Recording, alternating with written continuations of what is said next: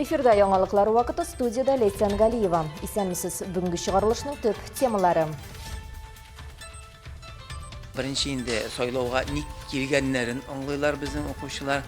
Киләчәк буынның нигезен кемнәр төзегәнен аңлыйлар. Еш сайлаучы, Азнакайда сайлау процессында катнашуның әһәмиятенә багышланган панель дискуссиясе узды. Использование портала госуслуги обеспечивает следующие преимущества. Экономия личного времени. Гражданин самостоятельно выбирает удобную дату, время и подразделение для получения услуги. Цифрлы хезмәт. Әлмәт автоинспекторлары машина йөртүчеләргә дәүләт хезмәтләрен интернет аша алу мөмкинлеге турында искә төшерә. Яни кеше үзен караса, балаларыбыз да исән сау була, сәламәт тә була. Ә безнең барбер хәзерге вакытта әле дөрес түгел. Без уйлыйбыз, баланы карыйбыз. Әнинең барлык процентлары, энергиялары төшеп тора.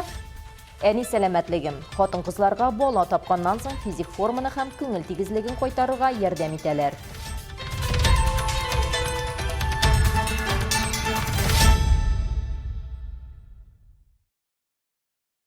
Азнакай шәһәренең Тау яшьләр үзәгендә яшьләрнең сайлау процессында катнашуына һәм заманча технологияләрнең сәяси тормыштагы роленә багышланган панель дискуссиясе булып узды. Әлеге чара яшьләрдә актив гражданлык позициясе формалаштыра, хокукый белемнәрен арттыра һәм сайлауларда катнашуның әһәмиятен аңлата. Бу хакта тулырак материал безнең киләсе сюжетта. Очрашу Татарстан Республикасы сайлау хукукы буенча җыелма командасы тренеры, Татарстан Республикасы Дәүләт Советы каршындагы яшьләр парламенты әгъзасы, Россия Федерациясе Федераль җыелышының Дәүләт Думасы депутаты ярдәмчесе Рәис Шакуров катнашында узды. Депутаты Государственной Думы по двум принципам. По партийному принципу и по отраслевому функциональному. Яшьләр, сайлаулар, заманча технологияләр. Панель дискуссиясе шул исем астында узды. Әлеге очрашуда район һәм шәһәр мәктәпләренең уку алдынгылары 9-11 сыйныф укучылары катнаша. Дискуссия барышында төп мәсьәләләр күтәрелә. Шул исәптән яшь гражданнарның сайлау өстенлекләре һәм сайлауларда катнашу дәрәҗәсе турында да сүз алып барылачак. Оештыручылар сүзләренә караганда, мондый форматтагы чара әле районда беренче тапкыр үткәрелә һәм ул сайлау хукукы буенча олимпиадаларга әзерләнү өчен яңа мөмкинлекләр бирә. Без инде менә ел дәвамында балаларны шушы сайлау хукукы олимпиадасына әзерлиләр мәктәпләрдә, укытучылар белән берлектә.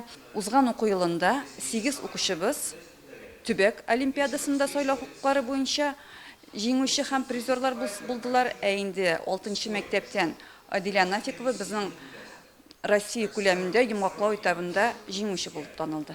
Очрашуда район һәм шәһәр территориаль сайлау комиссияләре рәисләре Римма Низамова һәм Роберт Хөснетдинов та катнашты. Мондый чаралар оештыру кирәк.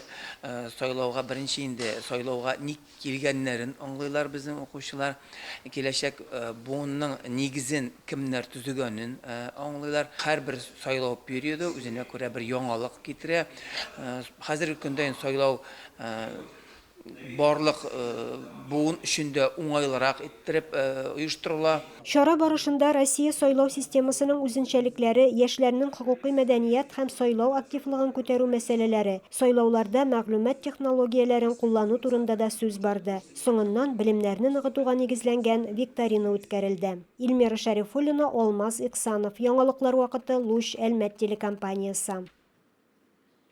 Әлмәттә дәүләт автоинспекциясе хезмәткәрләре машина йөртүчеләргә дәүләт хезмәтләрен интернет аша алу мөмкинлеге турында искә төшерә.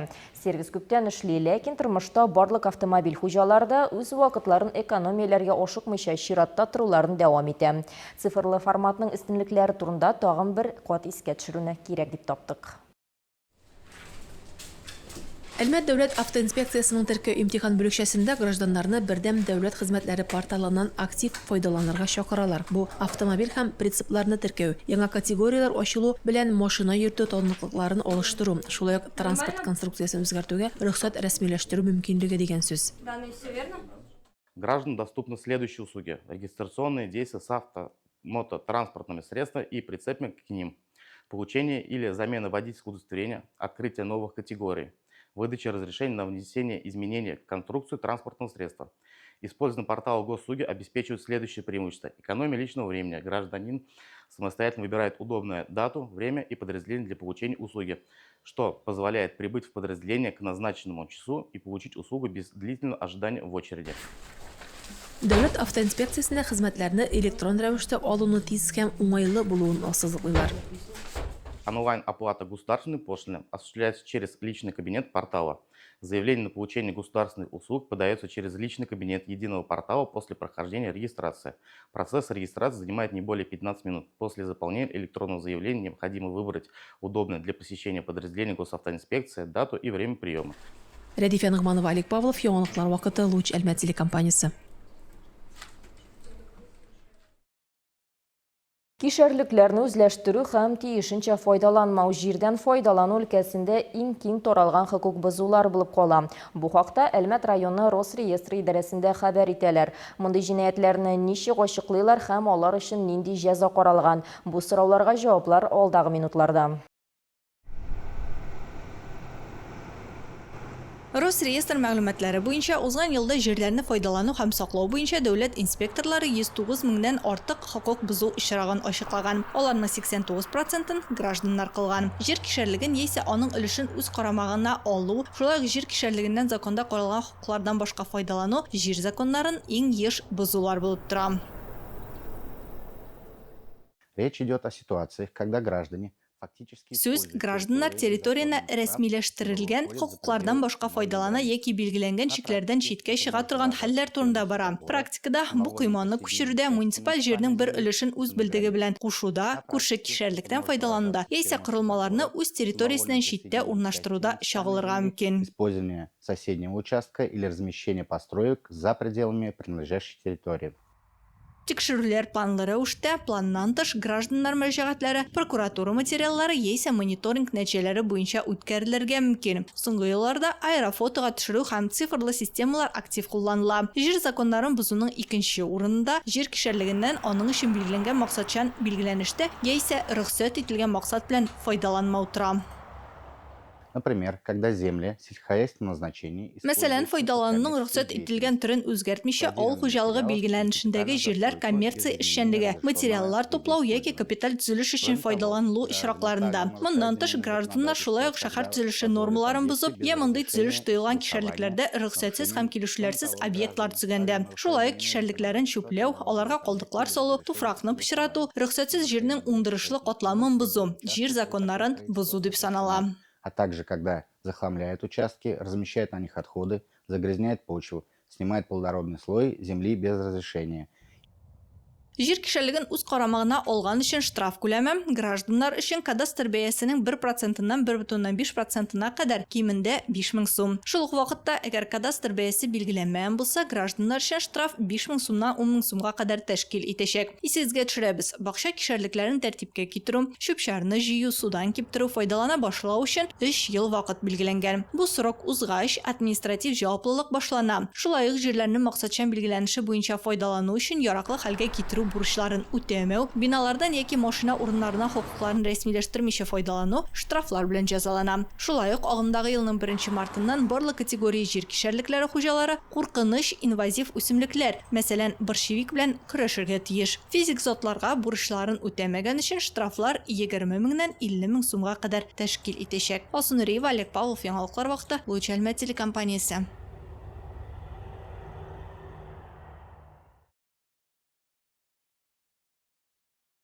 Озын гомернең сыры сәламәт булуда ди белгечләр. Үз сәламәтлеген турында кайгырту еш кына эш көннәре һәм үй мәшәкатьләре аркасында икенче планга күчә.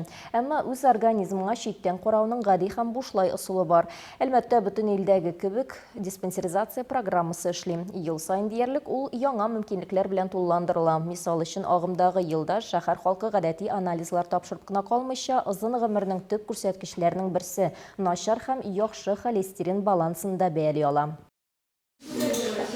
Рассказывайте жалобы какие? С утра третий день давление лучше за 10. Анкета тутыру, куркыныч факторлар буенча консультация, буй, авырлык, кан басымын үлчәү, кан анализлары. Диспансерлаштыру шуннан башлана. Василий – экскаватор машинисты. Утырып эшләү аркасында аны аркасы һәм аяклары авырта. Гадәттә, ел башында ук тикшерү узарга тырыша.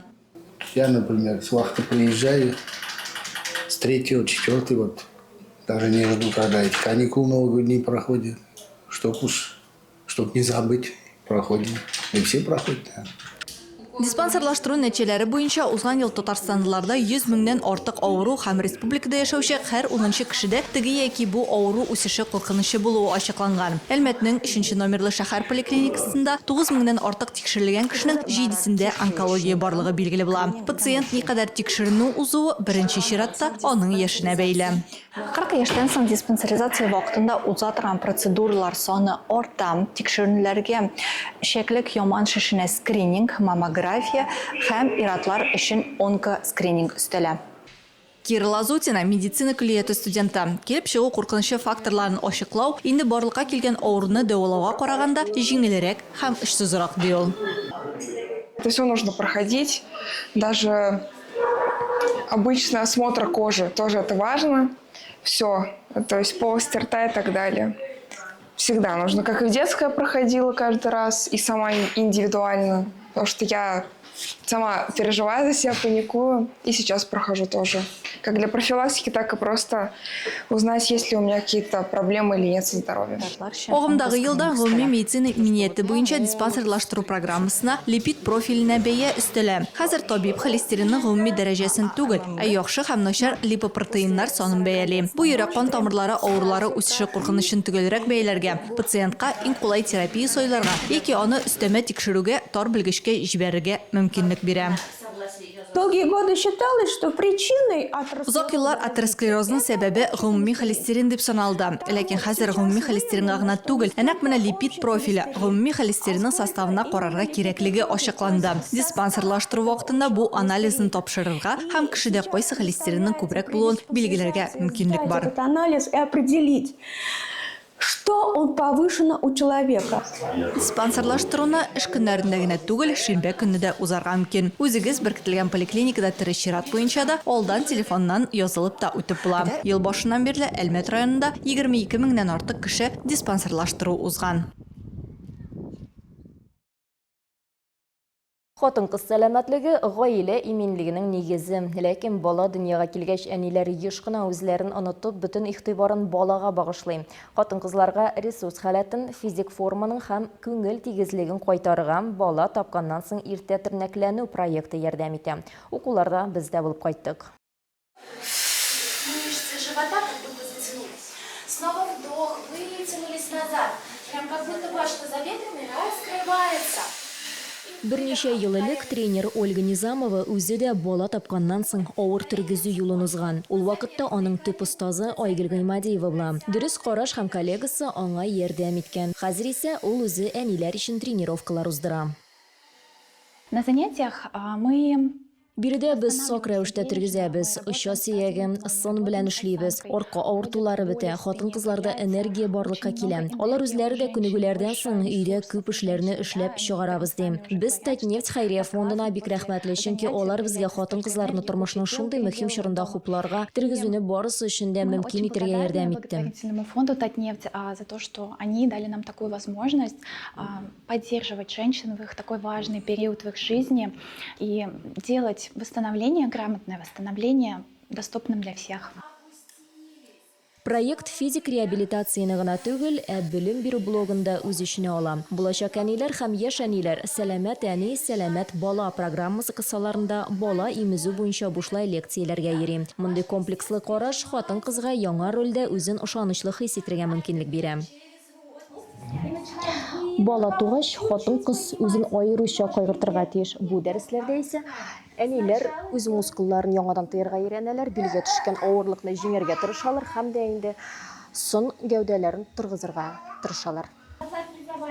Бу программаны гамәлгә ашыру Татнефть хәйрия фонды грант бәйгесендә җиңү ярдәме белән мөмкин булды. Аның авторы Айгөл Гыймадиева 15 елдан артык хатын-кызларга бала табуга дөрес әзерләнергә һәм алардан соң тәнен сак рәвештә тергезергә ярдәм итә. Хатын-кыз үзен карау бала тапканнан соң. Андый әле безнең мода юк. Ул әле барыбер безнең вот хатын-кызларның башында бала гына дип уйлыйлар. Яни кеше үзен караса, балаларыбыз да исән сау була, сәламәт тә була. Безнең барыбер хәзерге вакытта әле дөрес түгел. Без уйлыйбыз баланы карыйбыз, әнинең барлык процентлары, энергиялары төшүп тора, и аннары соң балада энергиясыз, әни дә энергиясыз. Иң беренче әни үз-үзенең энергиясын күтәреп торырга тиеш. Лилия Мәрданова 2 малаян исем. Кечкенәсенә әле 2 ай гына. Беренче баладан соң тәне тиз тиргезелсә, икенче бала тугач, аның эш мускулы нормага кайта алмый. Шуңа да әлеге күнегүләрне бик тырышлык белән башкарам. Женщине необходим восстановление. Хатын-кызга сәламәтлеген кайгыртырга кирәк. Еш кына декрет ялында моның өчен вакыт калмый, ләкин бирегә бала белән дә килергә мөмкин. Монда безгә күңелле, без шөгыльләнәбез, хәтта үзара аралашабыз. Балаларның үсеше ничек уза, башка нәрсәләр турында. И даже вот общаемся между собой, у кого как, что, какие бывают у детей скачки роста, еще что, у кого как проходит. Программага балаларына әлегә 2 яшь тулмаган әниләр кушыла ала. Шөгыльләр Шевченко урамы 42А адресы буенча сишәмбе һәм пәнҗешәмбе көннәрендә сәгать 10:30 уза. Җәй дәвамында һәр атна сайын мәдәни мөхит проекты кысаларында Әлмәтнең 8 мәйданчыгында концертлар, иҗади очрашулар, артистлар чыгышлары, музыкаль программалар һәм балалар өчен чаралар уза. Булар барысы да Татарстанда Җәй республика проекты кысаларында үткәрелә. Бу атнада да Татнефть хәйрия фонды яңадан кызыклы программасын әзерләде.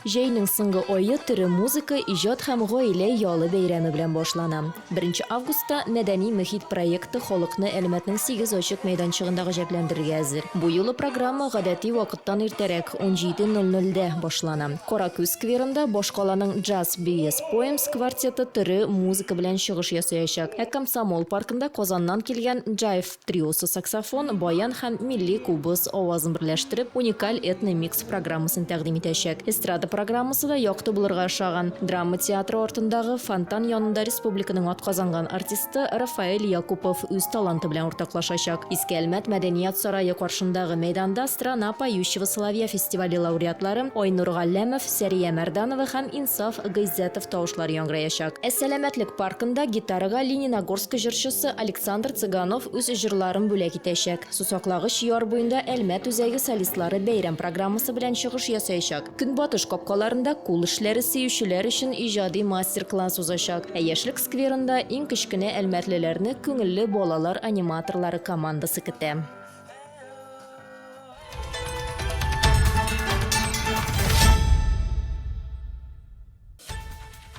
Бүгенгә шулар иде. Мин Лейсан Галиева һәм монтаж операторы Динара Гайнетдинова сезнең белән сау булашабыз. Исән сау булыгыз.